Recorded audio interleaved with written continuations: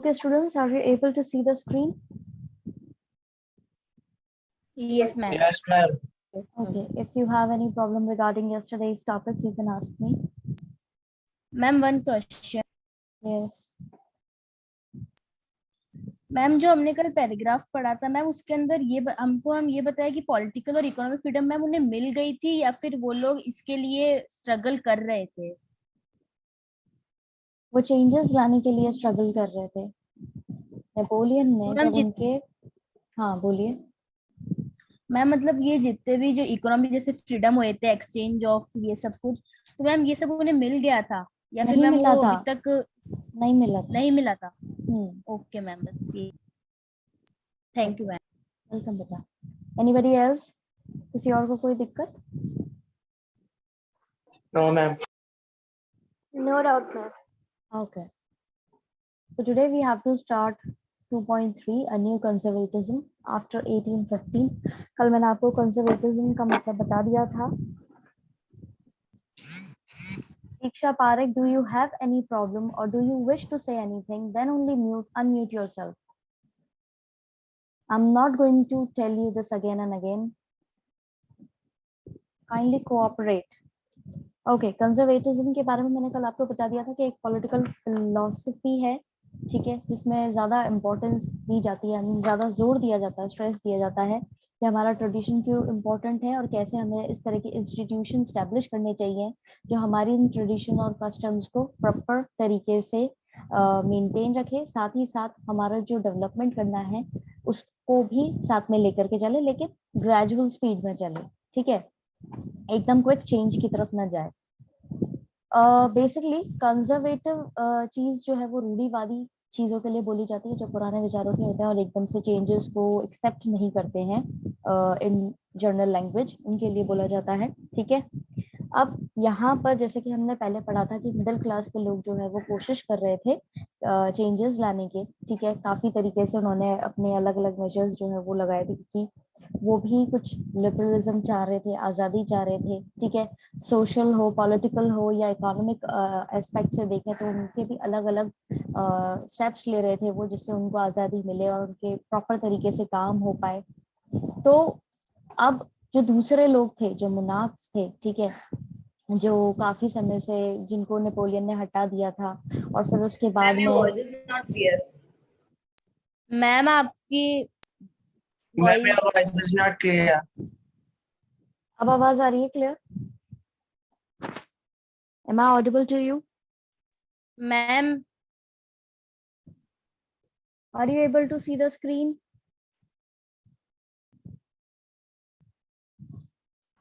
Yes, ma'am. Yes, ma'am. Yes, ma'am. अब आवाज आ रही है क्लियर?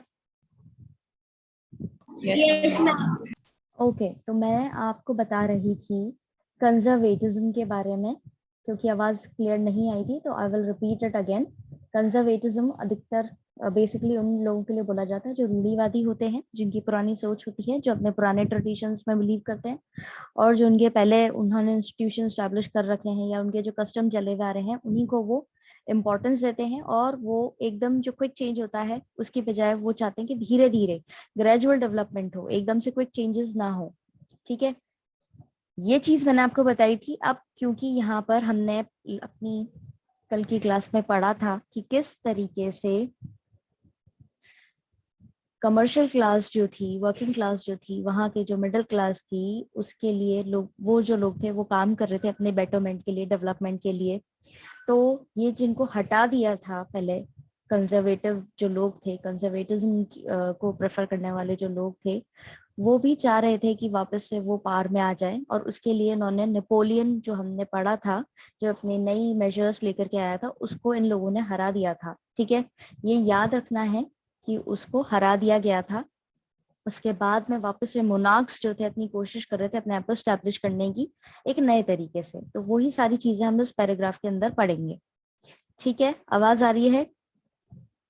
Is it clear?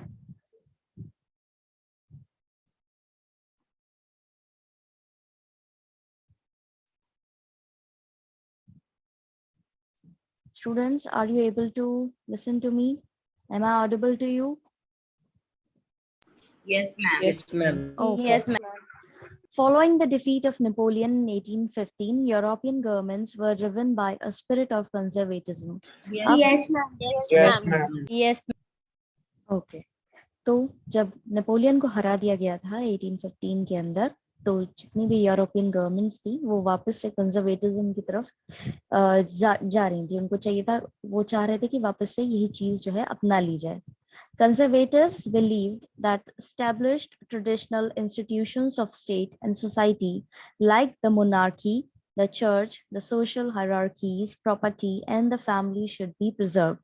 अब conservatism को prefer करने वाले लोगों के लिए कहा जाता है conservatives, और वो लोग believe कर रहे थे कि वापस से हमें established चीजें जो है उसकी तरफ जाना चाहिए, जो हमारे पुराने traditional institutions है, जैसे कि state या society, उसके अंदर monarchy, ठीक है, चर्च, सोशल हायरार्कीज, यानी कि वही लोग जो प्रेफर करते हैं पुराना सिस्टम जो होता है जिसमें सारे लोगों को अलग अलग रैंक्स और लेवल्स दिए जाते हैं, उस हिसाब से उनको समाज के अंदर इंपॉर्टेंस दी जाती है, वो, ठीक है, प्रॉपर्टी और फैमिली, इन सबको हमें प्रिजर्व करना है, यानी कि वापस से सेव करना है। Most conservators, however, did not propose a return to the society of pre-revolutionary days. अधिकतर कंजर्वेटिव्स जो थे, हालांकि वो नहीं चाह रहे थे कि वापस से हम उसी समाज की तरफ जाएं जो प्री रेवोल्यूशनरी डेज, यानी कि रेवोल्यूशन से पहले जो इन लोगों की चीजें चली आ रही थी, वो हालांकि पूरी तरह से उसकी तरफ नहीं जाना चाहते थे, यानी कि वहां जो उस समय में तौर तरीके अपना रखे थे इन लोगों ने, उसकी तरफ ये प्रॉपरली नहीं जाना चाहते थे। Rather, they realized from the changes initiated by Napoleon that modernization could in fact strengthen traditional institutions like the monarchy. अब इसके अलावा ये लोग क्या बिलीव कर रहे थे, इनको ये रियलाइज हो गया था कि जो भी नेपोलियन ने बदलाव लाए हैं, जो भी उसने कोशिश करी थी लाने की, वो हमारे साथ में हमें फायदा पहुंचा सकते हैं। एज इन मॉडर्नाइजेशन जो भी किया गया था वो हमारे ट्रेडिशनल इंस्टीट्यूशन को मजबूत बना सकता है, और स्पेशली किस चीज को, मोनार्की को। It could make state power more effective and strong, और ये हमें क्या कर सकता है, और ज्यादा इफेक्टिव तरीके से और काफी स्ट्रॉन्ग बना सकता है, हमारी स्टेट को काफी पावरफुल बना सकता है। जो भी उसने मॉडर्नाइजेशन लाया था उस चीज के लिए बोला जा रहा है ये। A modern army, an efficient bureaucracy, a dynamic economy, the abolition of feudalism and serfdom could strengthen the autocratic monarchies of Europe. अब मोनार्की आपको पता ही है, रॉयलिज्म यानी राजशाही चीजें जो होती है, जहाँ पे एक राजा होता है और उसके अकॉर्डिंग सब चीजें चलती हैं, तो ये उससे एसोसिएट कर रहे थे पूरा ये मॉडर्नाइजेशन को, और इनका मानना था कि आर्मी मॉडर्न हो सकती है, ब्यूरोक्रेसी एफिशिएंट तरीके से काम कर सकती है। ब्यूरोक्रेसी एक एडमिनिस्ट्रेटिव सिस्टम होता है जहाँ पे बहुत सारे नंबर में ऑफिशियल्स, जो मिनिस्ट्री लोग होती है, वो काम करते हैं, ठीक है। और एक डायनामिक इकोनॉमी, यानी कि आर्थिक जो व्यवस्था है वो भी काफी सुधर सकती है, ठीक है। और फ्यूडलिज्म, जैसे कि मैंने आपको बताया था, फ्यूडलिज्म जागीरदारी की, इसके अंदर लोग बागों को हायर किया जाता है और फिर वो अपने एक जो मेन जागीरदार है यानी जमींदार है उसके अंदर कुछ लोग काम करते हैं, जिन गुलाम के तौर पे भी उसके काम करते हैं, और उसको कुछ टैक्स पे करना पड़ता है। तो उस चीज को हटा देने वाली जो चीज नेपोलियन ने की थी उसको भी ये अग्री कर रहे थे। And serfdom could strengthen the autocratic monarchies of Europe. Serfdom वही जो लोग गुलाम की तरह काम करते हैं, ठीक है, उनके लिए बोला गया है। तो अगर फ्यूडलिज्म और सर्वडम दोनों को भी हटा दिया जाए तो भी इनकी जो मोनार्की है वो प्रॉपरली काम करेगी, ठीक है, पूरी तरह पावर में रहेगी और वो काम करेगी यूरोप में। ये इन लोगों का मानना था। आपको फर्स्ट पैराग्राफ के अंदर कोई चीज समझ में नहीं आई है तो आप लोग अभी पूछ सकते हैं। मैम अभी हम लास्ट में अपने फ्यूडलिज्म, वापस से रिपीट कीजिए, आपकी आवाज कट गई। मैम लास्ट में मैम फ्यूडलिज्म का मैम क्या बताया था मैम, वो रिपीट करना, वो समझ नहीं आया। आपने पुरानी क्लासेस अटेंड करी हैं? फ्यूडलिज्म का मतलब मैंने बताया था, ये आपके ज्यादा डिस्क्राइब्ड नहीं मैम चीज में, इसमें ये होता मैम है फ्यूडलिज्म का, I am telling you, feudalism basically एक तरह का सिस्टम हुआ करता था जहां पर लोग बाग जिनके पास जमीन नहीं होती थी उनको, और जिनके पास जमीन होती थी, एस्टेट होती थी बहुत बड़ी, मैन्योरियल एस्टेट बोला जाता था उसको, तो वहां पर लोगों को अपनी जमीन पे काम करने दिया जाता था और उसके बदले में उनको प्रोटेक्ट करते थे। वो जिसकी भी जमीन होती थी वो लोग एज अ जो रिच लोग होते थे वो उनको प्रोटेक्ट करते थे, और उनसे काम लेते थे, और काम एज इन टैक्स के तौर पर लेते थे, और उनको अपनी सर्विसेज भी देनी पड़ती थी। इस चीज को पूरी तरह से अबॉलिश कर दिया गया था जब नेपोलियन आया था। उस पूरे सिस्टम को बोलते हैं फ्यूडलिज्म। यस मैम, हमने सेम टॉपिक 9th में पढ़ा हुआ है। यस मैम, क्लियर है। Okay.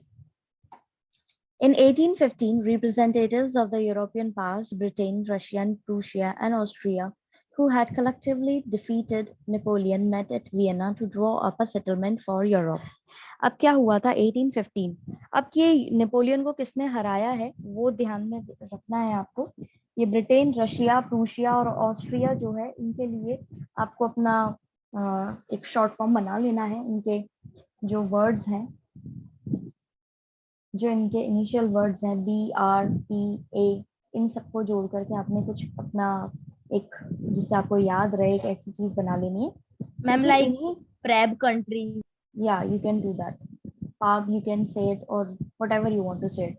ठीक है, ये यूरोपियन पावर्स जो थी, इन लोगों ने नेपोलियन को हराया था। ठीक है, और उस वॉर को बोलते हैं वाटरलू। ठीक है, वो आपके यहाँ मेंशन नहीं है, जस्ट फॉर एक्स्ट्रा नॉलेज मैं आपको बता रही हूँ। इन्होंने नेपोलियन को हराया था। इसके बाद में ये लोग अपने एक मीटिंग करी थी इन्होंने, as in Congress of Vienna बोला जाता है उसको। वहां पे ये लोग मिले थे सेटलमेंट करने के लिए, यूरोप का सेटलमेंट, वापस से यूरोप को कहाँ से कहाँ तक रखना है, फ्रांस को कहाँ से कहाँ तक रखना है, ये सारी चीजें इन लोगों ने डिसाइड करी थी। ठीक है, इन चारों देशों ने। The Congress was hosted by the Australian Chancellor Duke Metternich.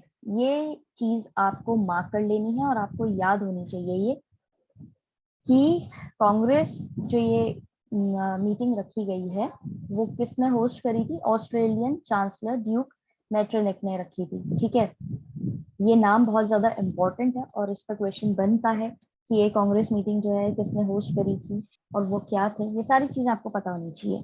The delegates drew up the Treaty of Vienna of 1815 with the objective of undoing most of the changes that had come about in Europe during the Napoleonic War. अब क्या हुआ था, इन लोगों ने ये जो treaty sign करी है यहाँ पे, इसको बोला जाता है ट्रीटी ऑफ वियना ऑफ 1815। यहाँ पे बेसिकली इन लोगों ने ये चीज डिसाइड करी थी कि जितने भी बदलाव लाए गए हैं यूरोप के अंदर नेपोलियनिक वॉर के अंदर, उन सबको हमें वापस से ठीक करना है, अनडूइंग करनी है, यानी कि वापस से उनको अनडू एक तरीके से रिटर्न ठीक करना है, जो चीज हो गई है उसको वापस से रीस्टोर करना है, ये इन्होंने डिसाइड किया था। The Bourbon dynasty, which had been deposed during the French Revolution, was restored to power, and France lost the territories it had annexed under Napoleon. जो बर्बन डायनेस्टी थी, अब यहाँ पे डायनेस्टीज भी थी, तो वहाँ पे जो बर्बन डायनेस्टी थी और जो बर्बाद हो गई थी फ्रेंच रेवोल्यूशन के टाइम पर, उसको वापस से रिस्टोर किया गया, उसको पार दी गई। ठीक है, फ्रांस ने अपनी काफी सारी टेरिटरीज खो दी थी नेपोलियन के अंडर, यानी कि उन्होंने कब्जा कर लिया था, वो भी रिस्टोर की गई। A series of states was set up on the boundaries of France to prevent French expansion in future. इस लाइन को मार्क कर लीजिएगा कि कई सारी स्टेट्स जो हैं उनको क्या किया गया, उसकी बाउंड्री सेट की गई जिससे फ्रांस जो है वो ज्यादा आगे तक नहीं फैले, फ्रेंच एक्सपेंशन ज्यादा नहीं हो। ठीक है, फ्रांस जो है वो ज्यादा उसकी आगे तक पास नहीं बढ़े, वो ज्यादा आगे नहीं फैले, इसलिए उसकी बाउंड्री सेट कर दी गई थी। Thus, the Kingdom of Netherlands, which included Belgium, was set up in the north, and Genoa was added to the Piedmont in the south. अब इसी तरीके से जो नीदरलैंड का किंगडम था उसको भी, जो बेल्जियम के साथ जोड़ दिया गया था, उसको भी सेटअप किया गया नॉर्थ से, और जिनोआ जो है वो पिडामेंट ऑफ साउथ, उसका पिडामेंट यानी कि आपने पढ़ा था माउंटेन्स के नीचे वाले एरिया, उसको हम बोलते हैं, ज्योग्राफी वाले चैप्टर के हमने इस टर्म को पढ़ा था, तो वो भी सेट कर दिया गया। तो बेसिकली यहाँ पे जितने भी टेरिटरीज के बारे में आप पढ़ेंगे वो उनकी प्रॉपर बताया गया है कि कौन सी देश को या कौन सी स्टेट को कहाँ से कहाँ तक इन लोगों ने उसकी बाउंड्री सेट करी है। Prussia was given important new territories on its western frontiers.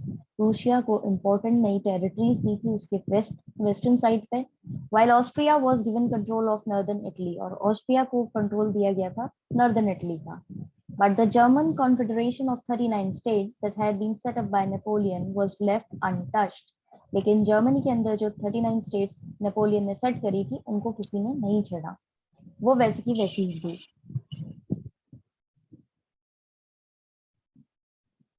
Is it clear? किसी को कोई दिक्कत? तो मैं no ma'am. In the No, east, ma'am. Russia Yeah, was no. given. In the east, Russia was given part of Poland, while Prussia was given a portion of Saxony. अब यहाँ पे east में बताया गया कि रशिया को Poland का एक हिस्सा दिया गया था और प्रूशिया को जो है एक पोर्शन दिया गया था सैक्सनी का. The main intention was to restore the monarchies that had been overthrown by Napoleon. Main intention क्या थी इन लोगों की कि जो भी मोनार्कीज पहले चली आ रही थी उसको वापस से रीस्टोर किया जाए जो काफी समय तक नेपोलियन ने हटा दी थी, और एक नया कंजर्वेटिव ऑर्डर लाया जाए यूरोप के अंदर and create a new conservative order in Europe. ठीक है. Conservative regimes set up in 1815 were autocratic. जो conservative regimes लाए गए, जो सिस्टम लाया गया था conservative, वो 1815 के अंदर लाया गया था और वो autocratic था, यानी कि एक प्रॉपर कंप्लीट पावर एक व्यक्ति या एक ऑर्गेनाइजेशन के पास में जैसे रहती है वो था. They did not tolerate criticism and dissent. अब ये लोग पूरी तरह से प्रिपेयर्ड थे और ये नहीं चाहते थे कि इनकी कोई निंदा करे या इनसे कोई डिसएग्रीमेंट हो. And so to curb activities that question the legitimacy of autocratic governments. और इन लोगों ने इस तरह की एक्टिविटीज कर रखी थी सेट कि कोई भी अगर इन ऑटोमेटिक गवर्नमेंट जो इन लोगों ने लगाई थी वापस से उसकी लेजिटिमेसी यानी कि उसकी वैलिडेशन पे अगर कोई क्वेश्चन उठाता है तो उसको किस तरीके से टेकल करना है. Most of them imposed censorship laws to control what was said in newspapers, books, plays, and songs, and reflected the ideas of liberty and freedom. अब इन लोगों ने क्या करा था, अपनी एक तो लेजिटिमेसी को मेंटेन करने के लिए इन्होंने अपने अलग अलग एक्टिविटीज लगा रखी थी. ये क्रिटिसिज्म और डिसेंट नहीं चाहते थे, किसी से भी डिसएग्रीमेंट नहीं चाहते थे कि कोई भी इनके काम करने के तरीके पे क्वेश्चन उठाए, तो इसीलिए इन्होंने सेंसरशिप वहां पे इम्पोज कर दी थी कानून के ऊपर कंट्रोल करने के लिए, लोगों के ऊपर कंट्रोल करने के लिए सेंसरशिप लगा दी थी कि न्यूज़पेपर्स में क्या छप रहा है उसको इन लोगों ने कंट्रोल करना है. बुक्स हो, प्लेज हो, सॉन्ग्स हो या कोई भी आइडियाज हो लिबर्टी या फ्रीडम से रिलेटेड, तो उस चीज को इन्होंने पूरी तरह से सेंसर कर दिया था. ये नहीं चाहते थे कहीं से भी, ये नहीं चाहते थे कहीं से भी कि इनके खिलाफ कहीं पे भी कोई आवाज उठे या किसी भी तरह की कोई एक्टिविटी को अंजाम दिया जाए. ठीक है. तो इन सब लोगों ने क्या करा, मिलकर के सेंसरशिप लगा दी associated with the French revolution. और इसने क्यों, इन लोगों ने ऐसा क्यों किया था, क्योंकि ये लिबर्टी और फ्रीडम को लेकर के भी अगर कोई चीज छपनी थी या छापने की कोई कोशिश कर रहा था तो वो बेसिकली इनका मतलब ये था कि ये फ्रेंच रेवोल्यूशन की तरह ही उससे जोड़ करके.